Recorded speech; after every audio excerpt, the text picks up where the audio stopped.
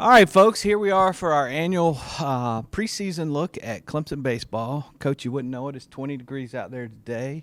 Obviously, that makes you feel at home a little bit from being up in Michigan. That's right. It makes you tougher. We'll be out there today, and I hope it continues to have a little bit of a cold snap here. Not too long, but we'll definitely take any rain, freezing rain, snow, ice, whatever, and we'll go out and train in it because if it comes this season, we're going to have to play in it. Coach, what's your excitement level for this season? Obviously, you guys first year out of the chute, ACC champs, made it tournament. What's your excitement level right now with a month before opening day? I think every coach will tell you it's always sky high, so you just kind of have to temper that and just keep the target on getting better, because everybody would probably pay $100 to pay Xavier and make it February 16th tomorrow, but we still have a month to prepare and improve and get better, and we need to take every one of those days and maximize that so that this team is not necessarily in mid-season form and playing our best baseball in February, March, but we're on a progression to play our best baseball at the end. But excitement level's high. It always is high. It's high all the time anyways, no matter the month, but you can see it. It's right around the corner, and so just kind of keeping everybody grounded and keeping the the mindset on improvement, not getting ahead of ourselves, not counting down. I know.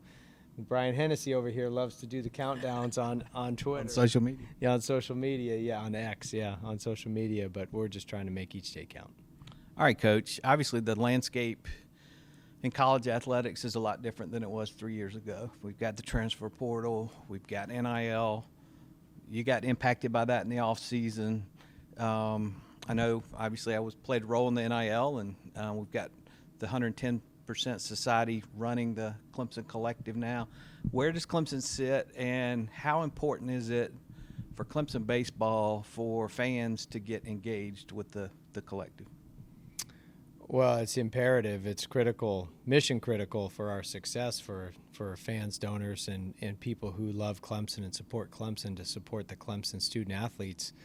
And I think it's just this understanding of kind of the global landscape of college athletics now and how it's shifted. The cost of doing business in player acquisition and recruiting and transfer portal, and it's changed, and especially for an equivalency sport like baseball or soccer or softball or any sport that doesn't have full scholarships, it's even more critical, because getting a good player now with the combination of a scholarship plus NIL, it's just the way it is now. It's just the way the landscape has changed. But what hasn't changed is the total amount of scholarships that are still allocated from the NCAA. And so the landscape has changed, but our budget's the same when it comes to what we have. So we have 11.7 scholarships, as people do or don't know, but we have 40 players. So 11.7 guys are on scholarship and 28.3 guys aren't. And now NIL can be this incredible thing to bridge the gap of those out-of-pocket costs to pay our tuition, to pay our housing, to pay the cost of attendance to come to Clemson. We have, we're recruiting at least a 50-50 blend of in-state, out-of-state. So that means we're going to need to raise over $1 million every year if we want to get to that point, like a lot of teams have. That's just to pay the scholarship. Just to pay the cost of attendance. Yeah, because right now that's being paid, and that's being paid by our families to the school. The money's being paid, but the difference is now other teams that Clemson University is competing against have that bigger treasure trove and have that bigger discretionary fund. They already have their collectives that are, have been around a couple years, so they have a little bit of a deeper pocket to pull from. And I just want to make this point really clear for all Clemson fans and donors, because the initial reaction when you hear NIL is this cringe, this slimy thing of like greed and players just trying to line their pockets, and it's not like that. And I need to be super clear on this. Equivalency sport athletes are using NIL to pay their tuition bills, to pay their cost of attendance. We have players on 25% of a scholarship, 50% of a scholarship, who are looking to get NIL dollars to pay their bills. It's not pay for play, it's pay your bills. And that's what it's for.